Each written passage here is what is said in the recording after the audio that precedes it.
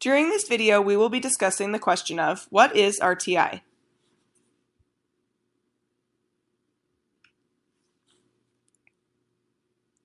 Response to intervention refers to the early identification of students with learning or behavioral problems so that they may receive support. It involves multiple tiers that begin with quality instruction in the general education classroom along with universal screenings. In my building, the RTI team includes the classroom teacher, a tutor, the at-risk coordinator, parents, and possibly the school psychologist.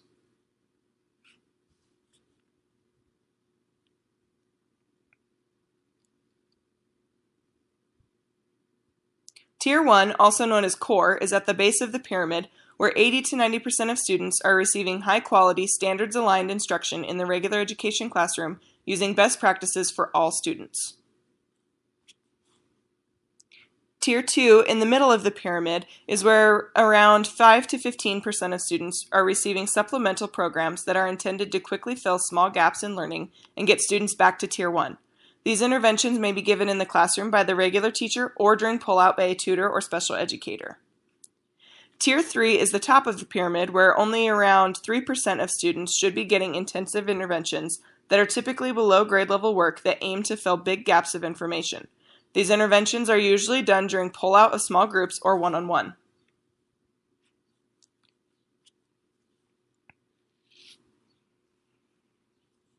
It is important to remember that movement among the tiers is different for every student. This requires constant communication and collaboration by the problem-solving team in order to create the best plan for each student. When a student is missing small pieces of information or skills, they are moved from Tier 1 to Tier 2 where they receive support. The intention is that they quickly be returned to Tier 1 with those gaps filled. Because of this, movement between 1 and 2 is usually described as being very fluid and not necessarily on a timeline. When Tier 2 interventions fail to fill gaps and they get larger or more gaps are found, a student is moved from a Tier 2 status to a Tier 3. Here they receive more targeted instruction in smaller group settings. A student usually must be at a Tier 3 status for around 4 to 8 weeks depending on the school district. Both Tier 2 and 3 require regular progress monitoring by a norm reference program in order to show growth or lack thereof. In some cases, a student may appear to be hemorrhaging or in extreme need of immediate help. They may be a student that just moved to your school or someone who has slipped through the cracks until now. They may be moved straight from Tier 1 to Tier 3 providing the appropriate data is there to support that decision.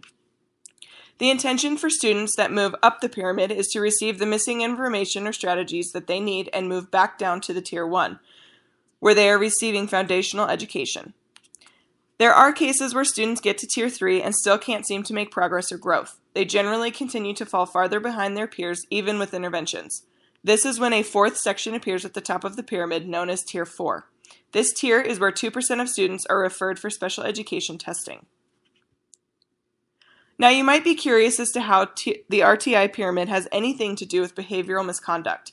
Well, it is a very similar process. At Tier 1, all students are receiving the same school or classroom-wide type of discipline. There are no outstanding issues that need immediate attention. At Tier 2, when a student begins to exhibit some behaviors that require a little more attention, they may be put on a behavior plan, have extra check-ins with adults, receive counseling, or a variety of other interventions depending on the child and the school. When a child is moved to a behavioral Tier 3, their behaviors have become persistent and disruptive to their peers and others around them. They have begun to have an impact on the child's education. They are typically closely monitored and have behaviors documented daily. When Tier 3 has been unsuccessful at changing the child's behavior, they are referred to special education for testing, or to Tier 4. Generally, they are expecting to diagnose a behavioral or emotional disorder of some kind.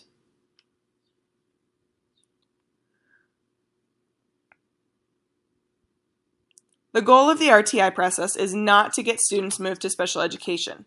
As educators, we must believe that all students can succeed and be highly achieving.